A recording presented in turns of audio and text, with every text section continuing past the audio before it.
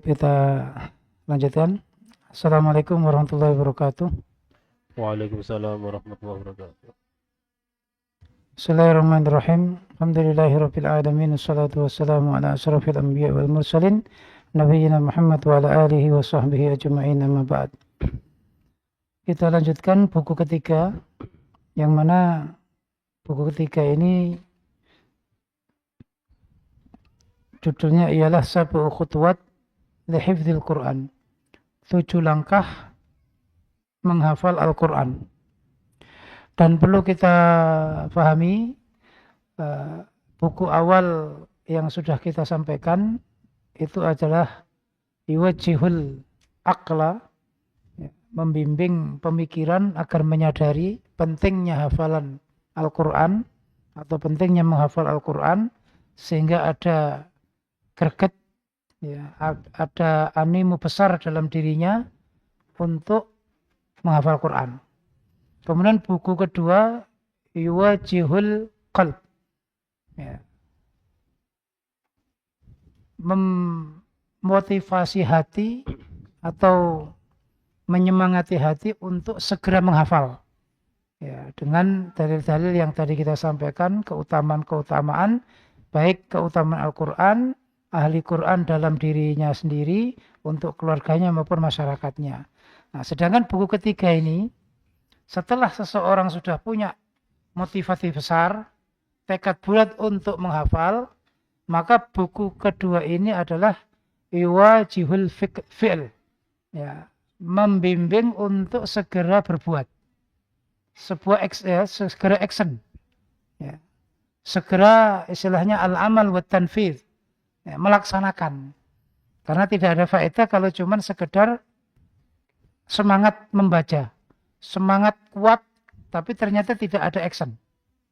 Nah, buku ketiga ini, ya, sebagaimana yang sudah ditulis di cover belakang, ya, faedahnya adalah tujuan kita memberi pengarahan agar mudah dalam proses menghafal Al-Quran. Karena ketika seseorang sudah punya tekad bulat, semangat besar, nah, harus ada bimbingan untuk bagaimana mudah dalam menghafal.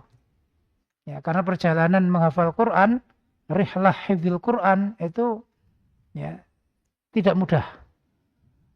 Memang Allah menyatakan walaqad yassarnal Qur'ana lidzikri fahal min muddakir.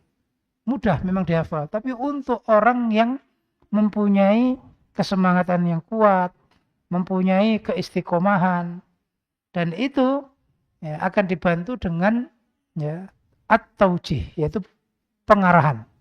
Maka di sini buku ini tadi disebut pengarahan. Itu pengarahan kalau ditulis namanya, ya, at-taujih, ya, at-taujih.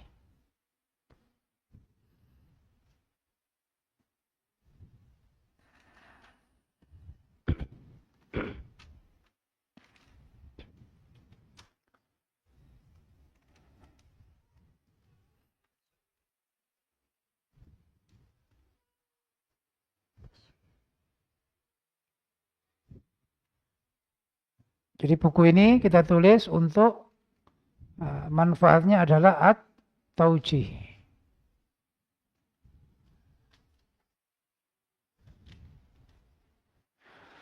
Taujih itu akan membicarakan beberapa hal. Yang pertama nanti akan membicarakan yaitu at-tariqah. At-tariqah. Ya, tariqah itu maksudnya metode. Ya, dalam pengarahan, sebagaimana judul bukunya ini adalah 7 langkah menghafal Quran. Berarti di situ ada metode. Ya, ada cara, ya, untuk bagaimana menghafal lebih mudah, lebih maksimal.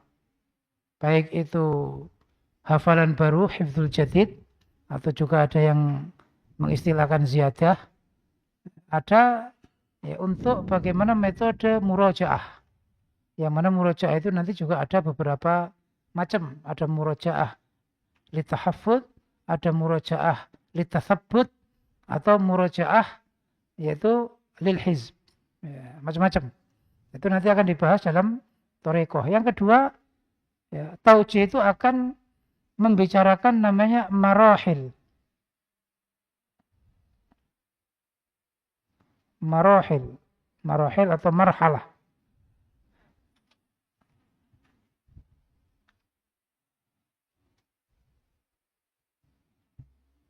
Al-marahil. Marahil maknanya adalah beberapa tahapan. Karena menghafal itu harus ada namanya isti'dad, persiapan. Apa yang harus disiapkan. Kemudian ada at-tanfidz, pelaksanaan. Apa itu harian, mingguan, bulanan, itu mesti ada level-levelnya. Ada untuk menghafal, ada untuk murojaah, menguatkan, dan sebagainya. Kemudian yang ketiga, dalam buku ini, karena sifatnya adalah mengarahkan, maka juga akan ada namanya taqwiyah.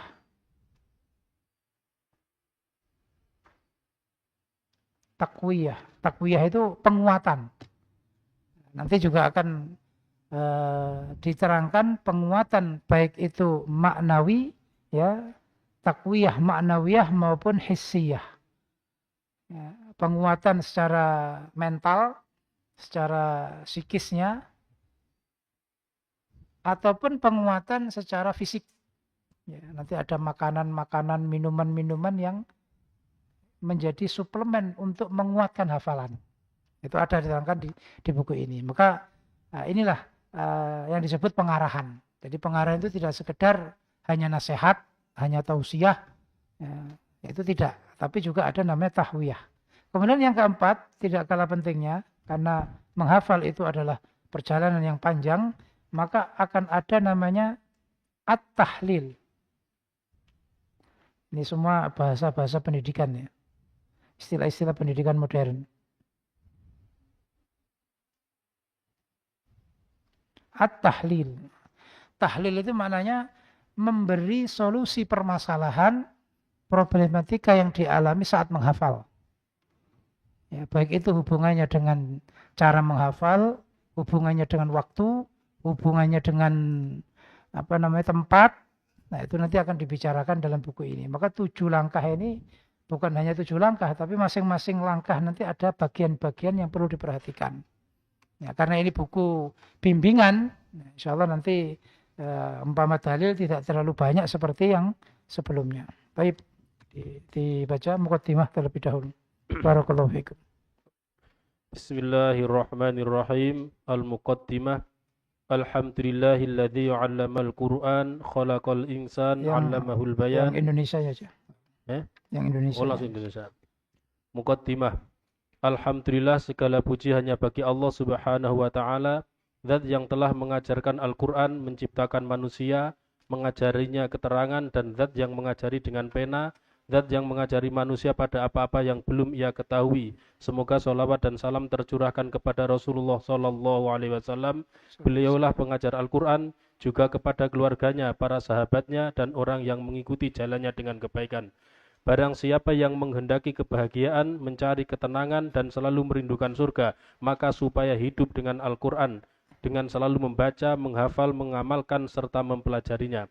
Berdasarkan atas keinginan kami untuk ikut andil dalam memberi pengarahan pada orang yang ingin menghafal Al-Qur'an atau memahirkan hafalannya dengan izin Allah Subhanahu wa taala dan pertolongannya, kami menulis buku ini yang di dalamnya terkandung beberapa arahan dan petunjuk dalam menghafalkan Al-Qur'an. Buku ini kami beri judul Sab'u Khutuwatin lil Hifdzil Qur'an Al-Karim, 7 langkah menghafal Al-Qur'anul Karim.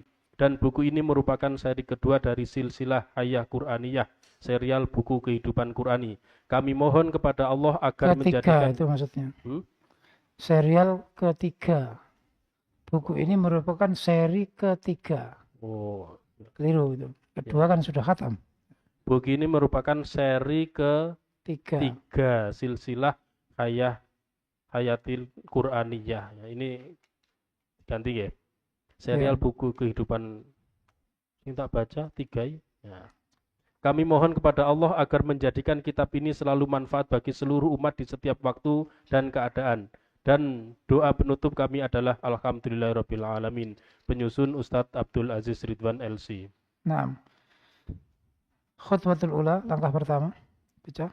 Khutwatul ula, langkah pertama, tasfih, yaitu mentasihkan. Ada 2 poin, tasfihul qasdi wan niyyah, tasfihun natki wal qiraah. Nah, mentaskih niat dan tujuan dan mentaskih pengucapan dan bacaan. Jadi langkah pertama tasih, ya, kita harus mentaskihkan. Apa yang ditasihkan? Yaitu al-qasd wan niat. Ya.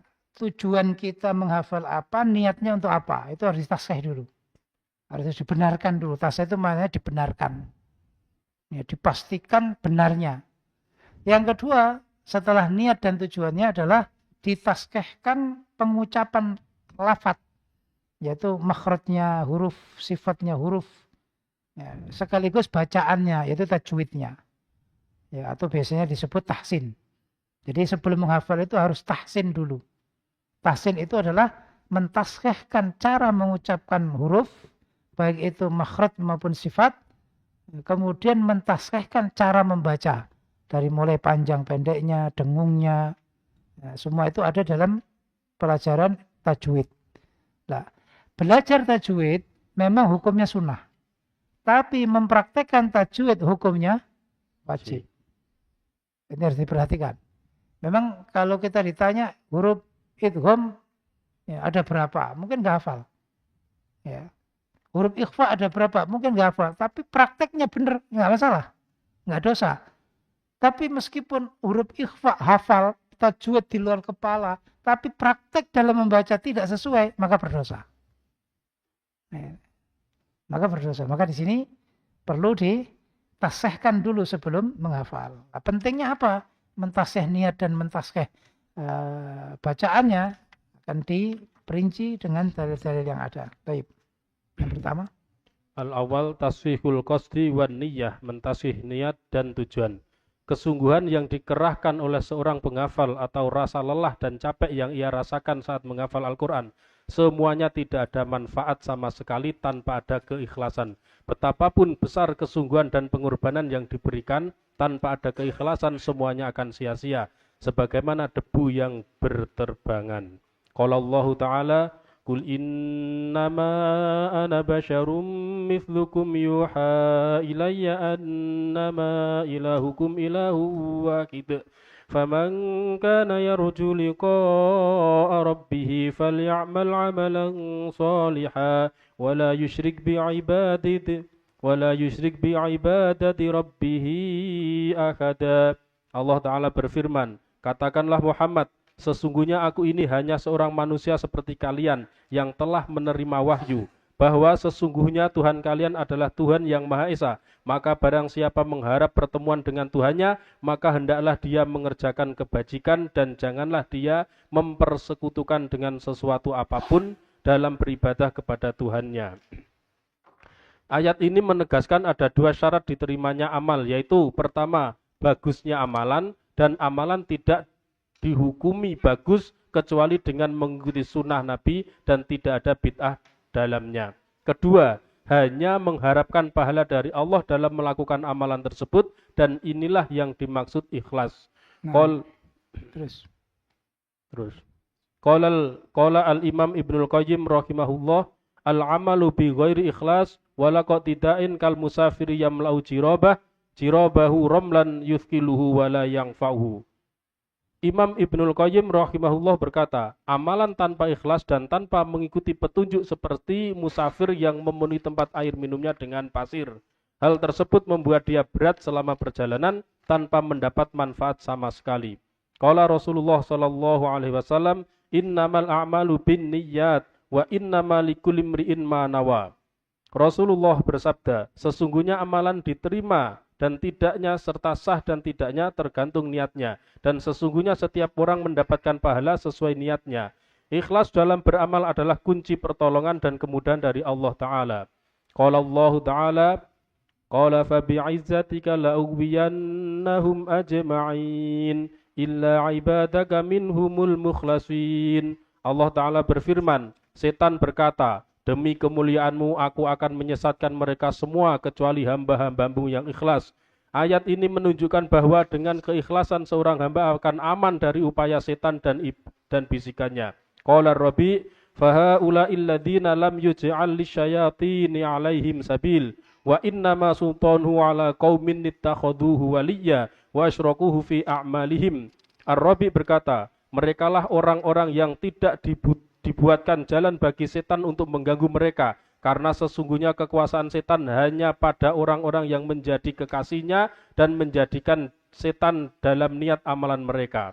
Qala Ibnu Abbas radhiyallahu anhuma, innama yahfadu rajulu ala qadri niyyatih.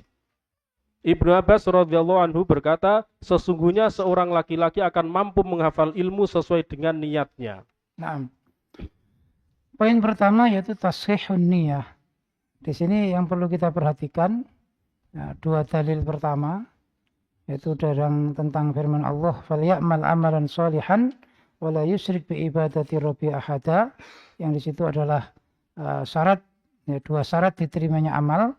Kemudian Imam Ibnu Qayyim menggambarkan amalan yang tidak mengikuti sunnah, niatnya keliru, seperti musafir yang membawa pasir. Jadi tempat minumnya diisi pasir, padahal nantinya dia berjalan di padang pasir. Maka dia membawanya berat dan tidak ada faedah. Termasuk dalil ketiga tentang niat, itu di sini membahas tentang tahsil. Tahsil itu hasil. Ya. Kenapa harus ditahsihkan niatnya? Supaya ada hasilnya. Ya, ini membicarakan namanya tahsil. Ya, tahsil. Tahsil itu maknanya supaya menghasilkan, ada hasilnya. Ya, karena meskipun menghafal sepanjang hari, sepanjang minggu, sepanjang bulan, ya, selama mondok, ya, sampai betul-betul hafal, tapi kalau niatnya keliru, maka nggak ada hasil. Amalan tadi termasuk tidak diterima. Nah, ini membicarakan tahsil dan tidaknya. Innamal a'malu binniyat. Ya, sudah kadung payah, capek selama berbulan-bulan, bertahun-tahun menghafal, tapi ternyata tidak ada hasil. Kemudian dalil berikutnya, ya, dalil qala fa bi izzatika la uwiyannahum ajam illa ibadakal minhumul mukhlasin. Kemudian juga ayat fa haula'il ladzina lam yuj'al lisyaitan 'alaihim sabil. Ini membicarakan bahwa orang menghafal itu membutuhkan ma'unah. Apa ma'unah? Pertolongan. Ya, ma'unah. Ma'unah itu pertolongan, dukungan dari Allah Subhanahu wa taala agar kita tidak dihalangi, diganggu oleh setan. Karena setan sudah menyatakan yang tidak bisa saya ganggu itu hanya orang yang ikhlas. Maka syarat pertama sebelum kita menghafal itu kita harus mengikhlaskan niat. Agar apa? Tidak dihalangi jalan kita oleh setan. Allah akan selalu memberi pertolongan. Ya, Allah akan selalu memberi pertolongan. Kemudian dalil terakhir, innama yahfadur rajulu ala qadri niyatih. Ya, Ibnu Abbas menyatakan seseorang itu akan menghafal sesuai dengan kadar kiranya keikhlasan. Nah, ini membicarakan yaitu tentang tashil namanya. Tashil. Tashil itu maknanya mempermudah supaya mendapat kemudahan di dalam menghafal. Apa yang harus dilakukan? Mengikhlaskan niat. Karena orang ikhlas itu, ya, dia tidak akan terombang-ambingkan keadaan. Dipuji, nggak dipuji, tetap semangat. Diberi apresiasi atau tidak, tetap semangat. Ya. Dipuji atau dicaci, nggak masalah. Nggak jatuh mental. Ya. Ditampilkan atau tidak, nggak masalah. Di depan layar maupun di balik layar, nggak masalah. Nah, keikhlasan itu akan memudahkan untuk menghafal. Apalagi menghafal perlu waktu yang panjang, kesungguhan, harus siap lelah, harus siap capek, harus selalu menyingkirkan rasa bosan, harus selalu menyingkirkan rasa malas. Semua itu butuh kemudahan, dan kemudahan itu ada di keikhlasan. Maka harus dipastikan niat dan tujuannya itu apa. Taib. Yang kedua, Tasfihun nutki wal qiraah. nutqi. Tasfihun nutki wal qiraah. Mentasfih pengucapan dan bacaan. Al-Quran tidak diambil kecuali dengan talaki, yaitu berguru langsung. Dan sungguh Rasulullah Shallallahu Alaihi Wasallam mengambil Al-Quran dari Jibril Alaihissalam secara langsung. Dan seperti itu juga Rasulullah mengajarkan Al-Quran kepada sahabat-sahabatnya secara langsung, serta seperti juga generasi umat Islam setelah sahabat mengambil Al-Quran dari para sahabat. Qala Allah Ta'ala, wa innaka latulaqqal Qur'ana min ladun hakimin alim. Allah Ta'ala berfirman, dan sesungguhnya engkau benar-benar diajari Al-Quran dari sisi Allah yang maha bijaksana lagi maha mengetahui. Qala Allah Ta'ala, la tuharrik bihi lisanaka lita'jala bih, inna alaina jam'ahu wa qur'anah, fa idza qara'nahu fattabi' qur'anah. Allah Ta'ala berfirman, janganlah engkau gerakkan lisanmu untuk membaca Al-Quran, karena hendak cepat-cepat menguasainya. Sesungguhnya atas tanggungan kamilah mengumpulkannya di dadamu dan membuatmu pandai membacanya. Apabila kami telah selesai membacakannya, maka ikutilah bacaan itu. Maka wajib bagi seorang yang sedang menghafal Al-Quran untuk selalu antusias mempelajari Al-Quran terlebih dahulu dari guru yang mutkin sebelum menghafal, agar dia tidak menghafal hafalan yang salah sehingga sulit dibenarkan, sebagaimana membangun bangunan yang salah sehingga sulit diperbaiki setelah itu. Nah, poin kedua dari tasfih ini juga sangat penting dalam proses menghafal. Ya. Proses menghafal itu harus diawali dengan mentasqih, ya, membenarkan pengucapan huruf Al-Quran dan cara baca yang benar. Dan itu dilakukan dengan talaki dari guru, langsung dari guru, sebagaimana malaikat Jibril membacakan kepada Nabi Muhammad, ya, langsung. Bahkan Nabi Muhammad dilarang menirukan, ya, supaya betul-betul memperhatikan terlebih dahulu. Karena kalau menirukan, dia akan tidak terlalu konsentrasi penuh dengan apa yang disampaikan. Apalagi khawatir nanti nggak bisa membaca. Ya, sehingga dia pasti akan banyak kehilangan detailnya apa yang disampaikan. Sehingga Nabi Muhammad dilarang, la tuharrik lisanak. Ya. Dan ini juga dilakukan agar dalam membaca itu benar, sehingga menghafal dengan bacaan yang benar. Karena kalau tidak, dia segera langsung menghafal tanpa ditasahkan bacaannya, pengucapan hurufnya, panjang pendeknya, dengung-dengungnya, maka dipastikan dia menghafal dengan cara yang salah. Nah, ketika sudah hafal dengan cara yang salah, kadung hafal, maka sulit dibenarkan. Ya, ibarat bangunan sudah kokoh, ya, kalau sudah kadung miring, diluruskan nggak bisa. Bisanya harus dibongkar. Menghafal ulang. Maka pentingnya seorang guru, ya, menerima taskhih bacaan sebelum bacaan itu dihafal oleh murid. Ini sebuah kaidah yang tidak boleh diremehkan. Nah, mungkin saya sudah hafal, sudah bisa baca, saya sudah ikut tahsin. Meskipun sudah ikut tahsin, sebelum yang ayat yang dihafalkan atau surat yang dihafalkan itu harus disetorkan kepada guru, bagaimana, apakah cara bacanya sudah pas apa belum. Ya, ibarat bangun agar tidak terjadi kesalahan. Baik. Kemudian langkah kedua, al-khutwah ats-tsaniyah. Al-khutwah ats-tsaniyah, langkah kedua, takdid, menentukan. Yang pertama, takdidul hifdzil yaumi, menentukan hafalan harian. Takdidul mushaf, menentukan mushaf. Takdidul makan, menentukan tempat menghafal. Takdidul awqat, menentukan waktu menghafal. Takdidun nigmah. Takdidun nagmah, menentukan irama bacaan. Tahdidul hifdzil yaumi, menentukan hafalan harian. Wajib bagi siapapun yang ingin menghafal Al-Quran untuk membatasi jatah hafalannya dalam sehari sesuai dengan kemampuan yang dimiliki. Dan dia juga harus memperhatikan dan mempertimbangkan jumlah ayat yang dihafalkan dengan cara tidak menentukan jatah hafalan yang terlalu sedikit, sehingga membuat dia meremehkan serta terbiasa dalam kemalasan.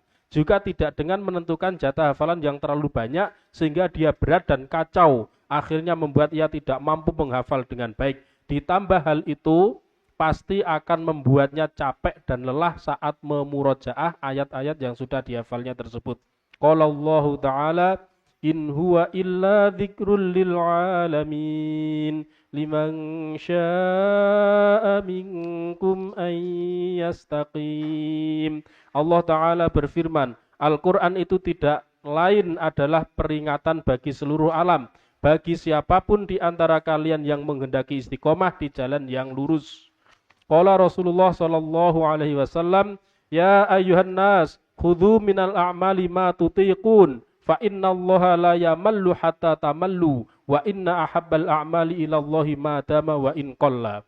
Rasulullah sallallahu alaihi wasallam bersabda, wahai manusia, kerjakanlah dari amalan yang kalian mampu, karena sesungguhnya Allah tidak akan bosan sampai kalian merasa bosan.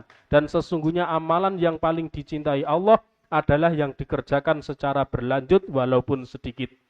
Nah, langkah kedua yaitu tahdid, membatasi, menentukan. Ya. Yang pertama yang harus dibatasi, ditentukan adalah hafalan harian. Menghafal Al-Quran itu perlu istiqomah, karena perjalanannya panjang. Ya. Dan istiqomah itu tidak bisa dilakukan kecuali dengan mengerjakan sesuatu yang kontinu. Ya. Dan kekuatan manusia itu terbatas. Maka Allah dan Rasul memberi petunjuk bagaimana supaya istiqomah itu mengerjakan hal yang mudah, hal yang ringan. Nah, ini yang kita maksud tadi dengan metode, termasuk juga dengan tahapan tadi itu. Menghafal tidak boleh langsung banyak, tapi sedikit demi sedikit, syai'an fasyai'an. Sama seperti penerapan syariah. Ya, Rasulullah pernah mengirim sahabat Mu'ad bin Jabal ke Yaman. Mu'ad bin Jabal dipesan, dakwahmu pertama yaitu tauhid. Jangan mengajak sholat, jangan mengajak zakat. Ya, ajaklah tauhid. Faltakun awwala ma tad'uhu ilaihi syahadatu an la ilaha illallah. Kemudian setelah mereka tauhidnya kuat, baru beritahu bahwa mereka punya kewajiban sholat 5 waktu. Setelah mereka sholat 5 waktunya lancar, baru diberitahu ada kewajiban zakat. Itu tahapan. Coba kalau di awal, kalian harus memurnikan ibadah kepada Allah, harus sholat dan zakat. Nah, pasti dari awal sudah lari. Ya, karena berat. Ya, dalam hafalan juga sama. Harus ditentukan jatah harian. Dan jatah harian itu tiap hari kan ada. Harus ditentukan. Maka tadi jangan terlalu banyak sehingga berat, jangan terlalu sedikit sehingga meremehkan. Nanti aja lah. Paling 2 ayat. Besok saya gabung 4 ayat selesai. Besoknya lagi, saya gabung 6 ayat. Besoknya lagi, akhirnya seminggu nggak menghafal. Terlalu meremehkan. Maka semaksimal mungkin. Sehingga di situ bentuk dari istiqomah. Ya. Allah menyenangi pada amalan yang istiqomah, yang terus-menerus meskipun sedikit. Makanya dalam hifdzul jadid itu nggak banyak. Ya, jangan banyak-banyak. Ya, sesuai dengan kemampuan. Ada orang yang sehari bisa hafal 1 juz. Setorannya hafal, lancar. Setelah itu libur setahun. Ya, setahun lagi sudah nggak membekas meskipun 1 huruf itu. Nah, harus istiqomah. Maka tidak boleh anget-anget tai ayam. Semangat di awal, tapi setelah itu ya, tidak ada kabar. Ya, muntabir. Mundur teratur tanpa berita. Nggak ada setoran lagi ternyata. Baik, itu yang pertama, membatasi hafalan harian. Yang kedua, tahdidul mushaf, menentukan mushaf. Seseorang pasti menghafal melalui pandangannya sebagaimana juga ia menghafal dengan pendengarannya. Karena dengan itu tulisan ayat-ayat Al-Quran dan letak-letaknya dalam mushaf akan tergambar dalam benak pemikirannya saat ia membacanya ataupun melihatnya.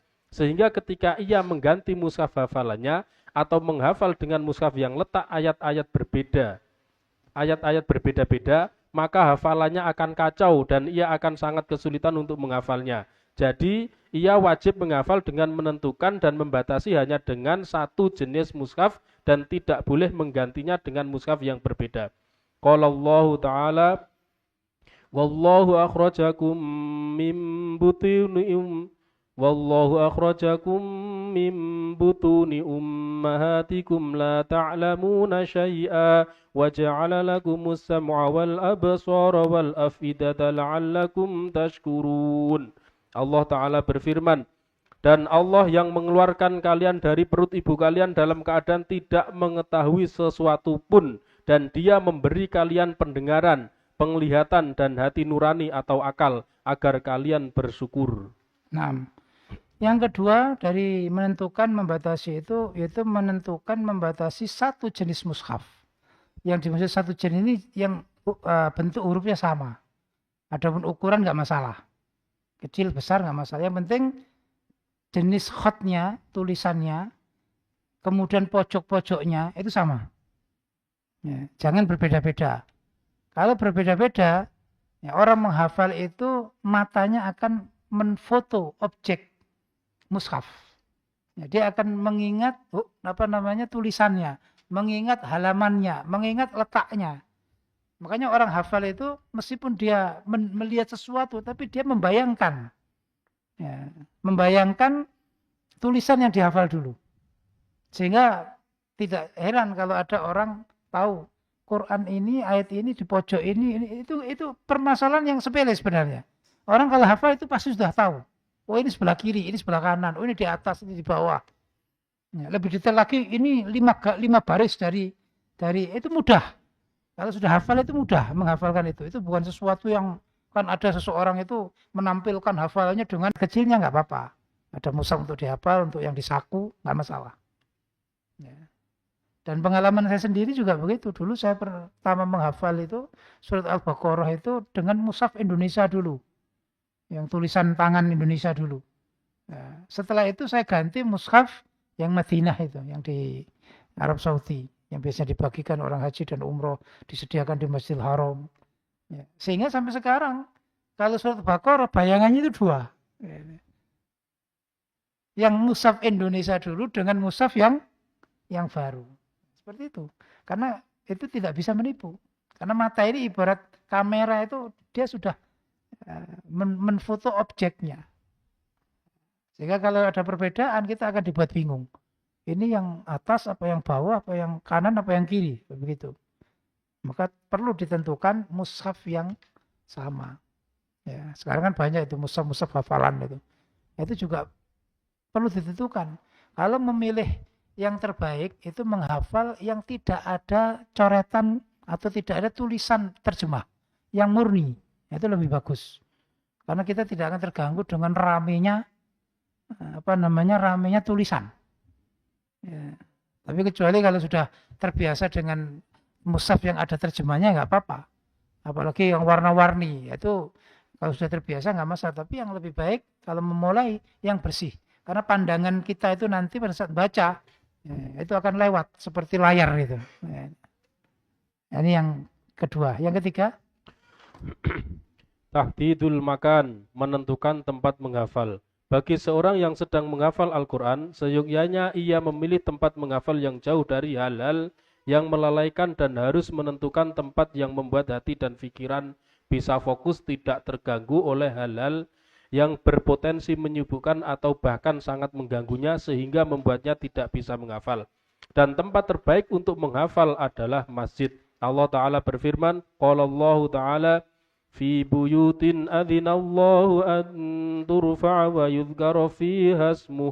Artinya, di rumah-rumah masjid yang di sana telah diperintahkan Allah untuk memuliakan dan menyebut namanya.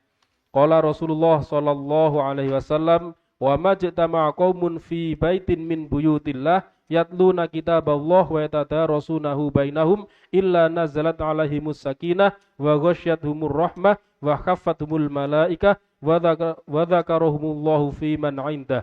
Rasulullah Shallallahu Alaihi Wasallam bersabda, tidaklah sekelompok orang berkumpul di sebuah rumah dari rumah-rumah Allah, yaitu masjid.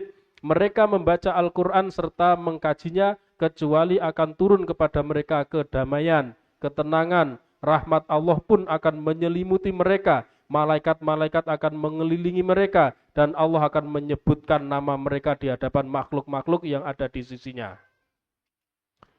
Nah, yang ketiga yang perlu dibatasi, yang ditentukan adalah tempat. Jadi makan di sini makan bahasa Arab ya, bukan makan Sejawa. bahasa Indonesia. Ya. Al-makan fi kulli makan. Ya. Makan fi kulli makan. Ya. Makan pertama bahasa Indonesia, makan yang kedua bahasa Arab. Jadi makan di setiap tempat. Ya. Membatasi tempat di sini, kita harus memilih tempat-tempat yang efisien, yang menghasilkan dengan hasil maksimal di dalam menghafal. Dan tadi sudah disebutkan, yang maksimal itu adalah tempat yang membuat pikiran fokus, tidak terganggu, tidak tersibukkan ya, oleh hal-hal yang selain menghafal. Maka disebut tadi yang paling terbaik itu adalah rumahnya Allah. Rumahnya Allah adalah tempat ibadah. Nggak mungkin ada kesibukan yang lain. Kalau di rumah, meskipun tenang, ya ada kesibukan yang lain. Ya. Ini bagi yang memang bisa di masjid. Ya. Atau di sini pun ya, kan ada pondok, ada masjid. Ketika masjid memang sepi, tidak ada kegiatan, ya bisa. Menghafal masjid itu lebih barokah. Karena di situ tempatnya turunnya rahmat. Tempatnya turunnya ketenangan. Ya, sehingga di situ akan dilindungi malaikat seperti dalam hadisnya tadi itu. Nah, yang penting tidak ada hal-hal yang mengganggu. Ya seperti di daerah Tawangmangu ini. Ya. Meskipun ya hawanya mungkin sangat bagus untuk menghafal, ya, kemudian ketenangannya, tapi juga keindahan panorama alam, ya, kalau tidak hati-hati itu juga malah mengganggu, ya, karena saat menghafal lihat keindahan jadi lupa, atau ada yang pondok itu dibuat saung-saung, ya, kayak apa namanya, rumah-rumah dari bambu, ya, rumah-rumah kayak glamping begitu, ya, kemah yang mewah begitu, bawahnya ya, kolam yang ada ikan. Ya, diharapkan menghafal dengan santai, tapi malah sibuk lihat ikan. Sehingga ayatnya lepas seperti lepasnya ikan. Nah, itu ya harus hati-hati. Jadi nggak semua orang itu bisa konsen di tempat-tempat yang menurut kita itu fokus. Apalagi menghafal pinggir jalan. Baru hafal satu ayat, penjual bakso lewat. Makan bakso dulu. Setelah itu menghafal lagi 2-3 ayat, penjual mie lewat. Makan mie. Begitu menghafal, sebentar lagi, nggak lama ada orang lewat menyapa, ngajak ngobrol, ya sudah. Ya, maka harus fokus. Ya, itulah pemilihan tempat itu menentukan ya, bagaimana hasil yang didapatkan. Ya. Makanya ada beberapa pondok yang memang menentukan kalau nggak hafal-hafal, nggak sesuai target, maka dihukum dengan ditempatkan di tempat yang kosong yang nggak ada apa-apa supaya konsen. Atau kalau nggak suruh naik menara, nggak boleh turun ya, sampai dia hafal. Ya, sampai dia hafal. Ya, seperti itu. Ya, itu untuk memilih tempat supaya efisien. Baik, yang keempat, Tahdidul awqat, menentukan waktu menghafal.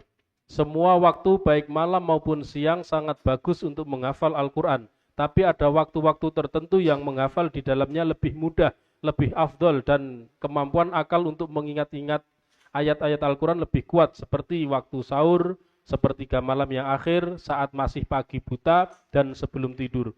Qala Allah Ta'ala, Inna nasyiatal laili hiya asyaddu wata'aw wa aqwamu qila. Allah Ta'ala berfirman, sungguh bangun malam itu lebih kuat mengisi jiwa, dan bacaan di waktu itu lebih berkesan. Qala Allah Ta'ala, Wa Qur'anal fajri inna Qur'anal fajri kana masyhuda. Artinya, bacalah Al-Quran di waktu subuh. Sungguh bacaan subuh itu disaksikan oleh malaikat. Allahumma barik li ummati fi bukuriha. Artinya, ya Allah berilah keberkahan untuk umatku di pagi harinya mereka. Wakila li ba'dihim bima adraktal ilma faqala bil misbah wal julus ilas sobak. Wakila li akhor faqala bis safar was sahar wal bukuri fis sakar. Ditanyakan pada sebagian ahli ilmu, dengan apa engkau bisa menguasai ilmu? Dia menjawab, dengan lampu, maksudnya melek di waktu malam dan duduk sampai subuh. Dan sebagian yang lain juga ditanya dan menjawab dengan bepergian, melek bangun awal di waktu sahur. Nah, selain menentukan tempat juga harus menentukan waktu. Nah, kita harus memilih waktu-waktu terbaik. Waktu-waktu yang lebih banyak menghasilkan.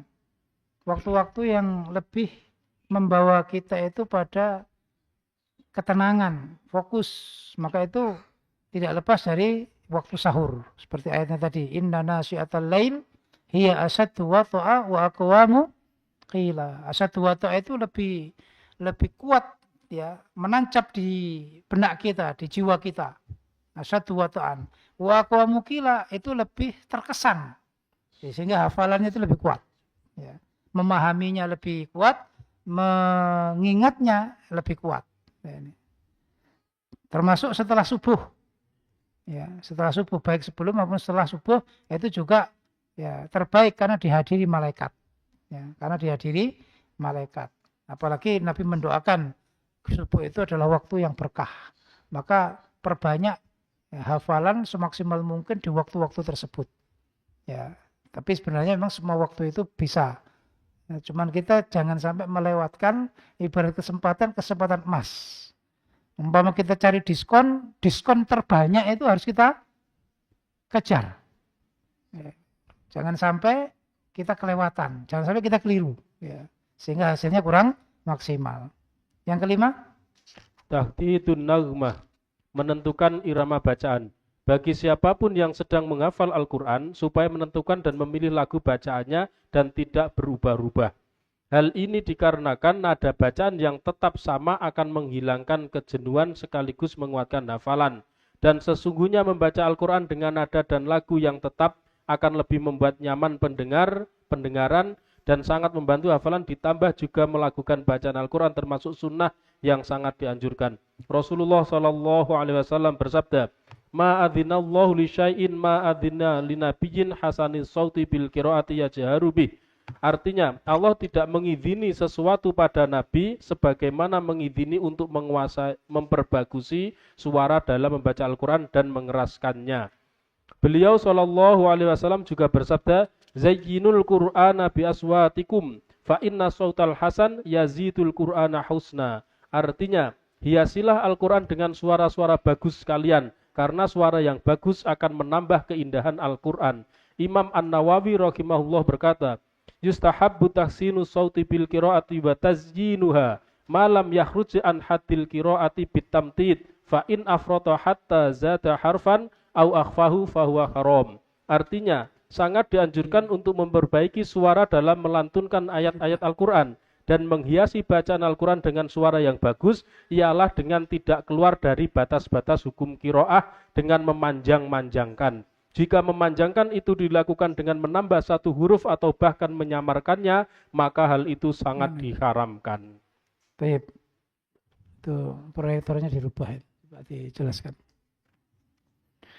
Yang kelima, yang terakhir dari menentukan atau membatasi di sini adalah menentukan lagu bacaan.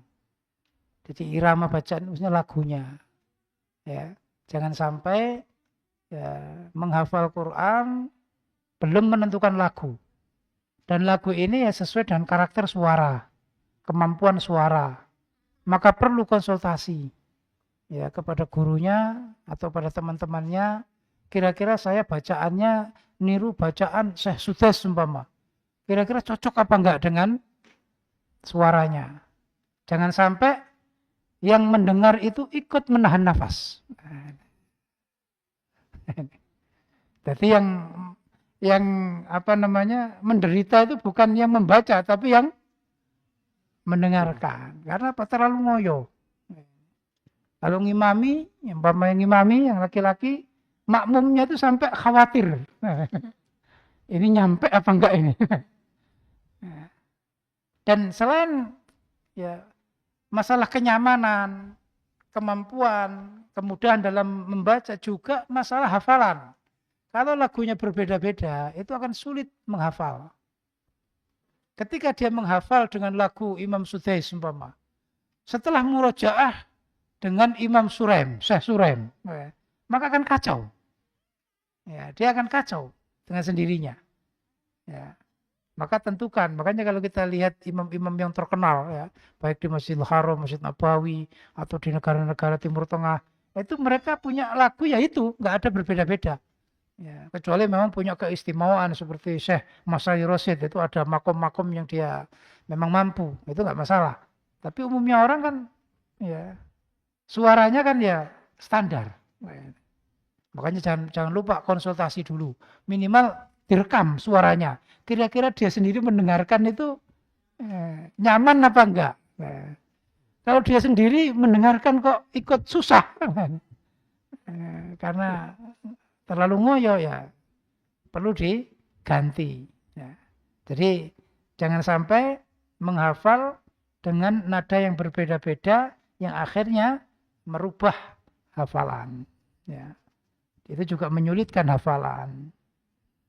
Ya. Sedangkan kalau masalah lambat, sedang, cepat, itu nggak masalah. Itu tergantung lagu yang sama pun bisa dibuat lambat, dibuat sedang, dibuat cepat. Yang penting nadanya sama. Ya. Baik, berikutnya langkah ketiga.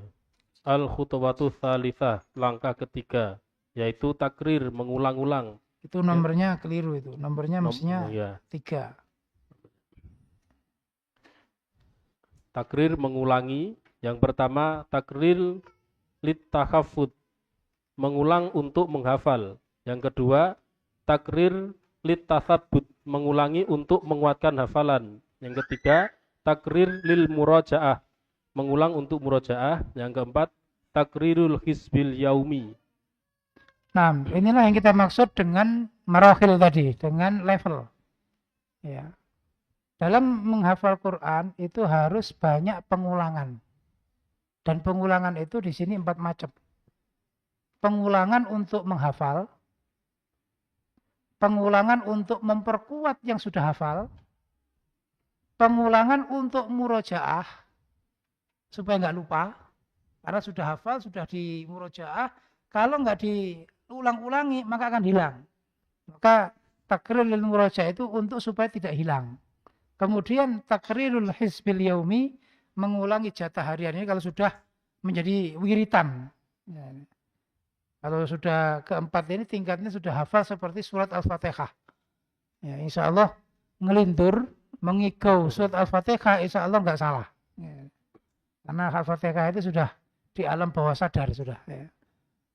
Karena tiap hari sudah dibaca. Coba bayangkan 30 juz seperti menghafal surat Al-Fatihah. Wah, itu insya Allah mau tidur, sudah tidur masih baca surat Al-Baqarah itu. Ya. Dibangunkan langsung baca surat Ali Imran. Padahal masih merem. Padahal masih merem. Itu bisa karena seringnya murojaah. Ya. Seringnya murojaah. Maka ada satu kisah yang secara hitungannya di luar nalar. Ya, ada seorang anak, ya, ketika umur masih baru setahun, ya, belum bisa ngomong apa-apa, kemudian pertama yang dia omongkan ayat Quran ternyata. Jadi langsung baca ayat, padahal dia belum pernah ngomong apa-apa. Bisa ngomong langsung baca ayat. Nah, dari mana dia mendengarkan? Dari mana dia menghafal masih kecil? Ternyata ibunya sering membaca Al-Quran pada saat dia di kandungan. Jadi seakan membacakan untuk janinnya, untuk anaknya. Sehingga anaknya di kandungan, sebagaimana dalam ilmu pengetahuan juga dibuktikan, suara yang didengar oleh, ya, janin itu mempengaruhi. pertumbuhannya. Ya, sehingga pada saat dia awal pertama kali berbicara, yaitu yang diomongkan adalah Al-Quran. Coba bagaimana kalau 30 juz itu seperti lancarnya kita membaca Al-Quran. Banyu mili, ya, ini. Ngelontok istilahnya itu. Bukan ngelontok terus hilang, bukan. Nah, ngelontok itu artinya sudah di luar kepala. Baik, yang pertama. Takrir litahafud, mengulangi untuk menghafal. Hasil hafalan harian adalah pondasi dari semua yang telah dihafal. Begitu juga dalam menghafal Al-Quran. Dari yang telah dihafal harian itulah seluruh hafalan Al-Quran terwujud. Jika pondasi hafalan tersebut lemah, maka tidak diragukan lagi bahwa seluruh bangunan 30 juz Quran juga lemah. Langkah-langkah yang disarankan dalam pengulangan untuk menghafal ialah A. Membaca satu ayat atau satu halaman mushaf dengan memperhatikan tulisan ayat dan menggunakan bacaan yang benar, teliti serta pelan-pelan, kemudian diulang-ulang minimal 10 kali dengan terus memfokuskan hati dan pikiran serta konsentrasi penuh. B. Memulai memperdengarkan ayat-ayat yang dihafal pada diri sendiri dengan mengulangi lebih dari 10 kali. Dengan melihat, terkadang dengan hafalan dan dengan melihat mushaf. Ditekan lama. Coba. Yes. Jaluk ditemai Gus, Pak. Kontek habis. C. Kemudian mengulangi tasbih atau memperdengarkan bacaan pada diri sendiri lebih dari 10 kali dengan hafalan dan dalam pengulangan ini tidak boleh ada kesalahan. Kalau ternyata masih belum hafal dengan sempurna, maka jumlah pengulangannya harus ditambah. Dengan begitu insya Allah akan menghasilkan hafalan yang sangat kuat seperti bangunan yang kokoh. Nah, yang pertama adalah takrir litahafuz, mengulangi untuk menghafal. Ini adalah proses pertama. Tahapan pertama dalam menghafal Quran adalah diulang-ulang agar hafal. Ya, pertama diulang dengan membaca berkali-kali, kemudian setengah-setengah, ya, dilihat dan tidak dilihat, ditutupi. Makanya ada Quran hafalan itu disisipi lembaran. Nah, itu tujuannya lembaran kosong, tujuannya untuk setengah-setengah tadi, ditutupi, dilihat, ditutupi, dilihat, sampai akhirnya nggak melihat sama sekali. Ya. Ada sebuah cara, kalau tidak salah di daerah Afrika, ya, itu pondok tahfidz mewajibkan muridnya tahun pertama setahun full itu nggak boleh menghafal, tapi harus membaca Al-Quran setiap hari itu 5 juz, setiap hari membaca mushaf selama setahun. Ya. Ini juga proses mengulangi untuk menghafal. Karena apa? Begitu tahun kedua menghafal, Quran sudah setengah hafal. Karena tiap hari dibaca, setiap seminggu dia hafal sekali. Sehingga proses penghafalannya ya cepat. Ya, ada yang 1 juz hanya butuh berapa hari. Karena sudah setengah hafal. Ya, kan karena meskipun diperintah untuk membaca saja, tapi sedikit-sedikit mereka menghafal. Itulah pengulangan untuk menghafal. Jadi itu satu contoh untuk cara menghafal yang jelas. Ya, kemampuan manusia itu pasti akan didapatkan dalam menghafal kalau terus diulang-ulang. Kita saja meskipun nggak niat menghafal, tapi kalau mendengar terus akhirnya hafal. Seperti sahabat pernah menyatakan, saya nggak pernah menghafal surat Qaf, tapi seringnya Nabi membaca surat Qaf sampai akhirnya saya hafal sendiri. Seperti itu. Itu namanya takrir litatsabbut, ya, takrir litahafud, ya. Kemudian yang kedua, ya, karena mic-nya mati, ya nggak bisa. Ya, kita langsung keterangan saja bahwa pengulangan kedua adalah untuk menguatkan hafalan. Tasabbut itu untuk menguatkan, memastikan hafalan yang pas, ya. Karena ya nanti bisa dibaca sendiri penjelasannya. Yang intinya bahwa ya, ahli ilmu pun untuk menghafal, ya, untuk menguatkan hafalan, meskipun sudah hafal tapi perlu dikuatkan, itu mengulangi sampai ada yang 50 kali sampai 100 kali. Nah, ini tahapan kedua. Setelah mengulangi untuk menghafal, yaitu mengulangi untuk menguatkan. Makanya kalau subuh menghafal ya, habis subuh menghafal. Itu kan berarti pengulangan untuk menghafal. Kalau sudah hafal, jangan ditinggal. Wah, saya sudah hafal, nanti saja sore saya baca lagi. Maka ketika baca sore, sama sekali nggak hafal. Ya, meskipun subuh sudah hafal, sudah disetorkan, jangan ditinggal, harus dibaca. Ya, ya, apa namanya, menjelang siang, pada saat siang. Ya, sehingga sore kalau menyetorkan lagi, menghafal apa namanya, setoran hafal lagi, masih hafal. Karena memang dia sudah mengulangi untuk menguatkan hafalan. Ya. Sehari kalau sudah hafal 1 lembar umpama, jangan ditinggal besoknya. Harus juga diulangi untuk sehari yang kita hafalkan ini bisa kuat. Kalau besok ditinggal, dibaca kalau sudah 1 juz 10 hari berarti, maka akan hilang. Ya, maka akan hilang. Itu yang kita maksud. Ya. Sebagaimana dalam dalilnya ini, Quran itu semakin diulang-ulang akan semakin manis. Seperti korma yang semakin kita kunyah semakin lama, maka manisnya akan semakin keluar. Quran juga sama. Kuatnya hafalan kalau kita ulang-ulang. Yang ketiga, takriril murajaah. Takriril murajaah. Nah, kalau murajaah ini adalah mengulangi yang sudah kuat hafalannya. Nah, yang sudah kuat hafalannya. Arti bedanya dengan tasabut tadi, mengulangi untuk menguatkan hafalan, sedangkan murajaah itu yang sudah kuat hafalannya. Jadi kalau ada istilah sudah murojaah belum?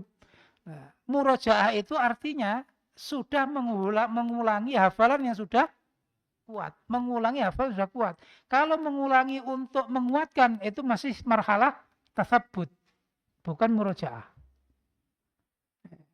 Makanya ada yang membuat aturan, ya, kalau sudah hafal 10 juz, ya, itu seminggu harus selesai. Jadi 10 juz itu harus selesai dalam seminggu.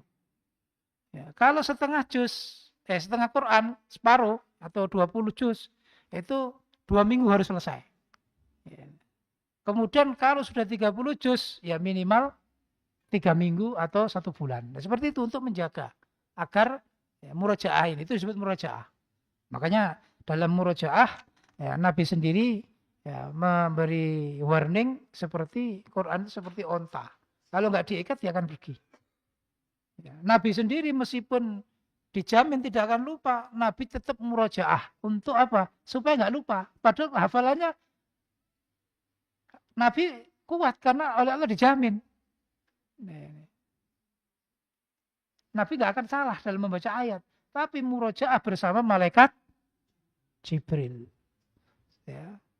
Bahkan menjelang wafatnya 2 kali khatam. Ya. 2 kali khatam. Itu namanya takrir murojaah. Ya. Dan waktu-waktu murojaah sudah disebut, nanti bisa dibaca. Dan yang terakhir, takrirul hizbil yaumi. Ya. Mengulangi jatah harian. Mengulangi jatah harian. Artinya Quran yang sudah dijadikan wiritan. Ya, sebagaimana surat Al-Fatihah tadi. Ini sudah hitungannya bukan murojaah lagi, tapi betul-betul jadi wiritan. Ya. Itulah yang juga kita sampaikan tadi. Hizibnya sahabat, jatah membacanya sahabat itu dibagi dalam 7 hari. Ya, dalam 7 hari yang dirumuskan ahli ilmu dalam halaman 28 itu fami bisaukin. Ya, fami bisaukin yang perinciannya sudah kita buat diagramnya itu. Hari pertama sampai hari ke-7. Nah, ini yang juga menjadi target dari program kita intensif 300 hari. Karena kalau sudah terbiasa 1 hari 5 juz, ya, itu pun di luar hafalan baru. Hafalan baru itu kan 1 lembar. 1 lembar diulang-ulang ya otomatis lebih dari 10 kali.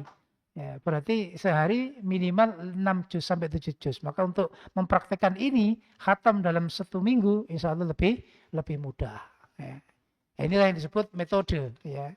Ini yang disebut tahapan-tahapan tadi yang perlu dilui agar mempunyai hafalan yang kuat. Nah, itulah langkah ketiga.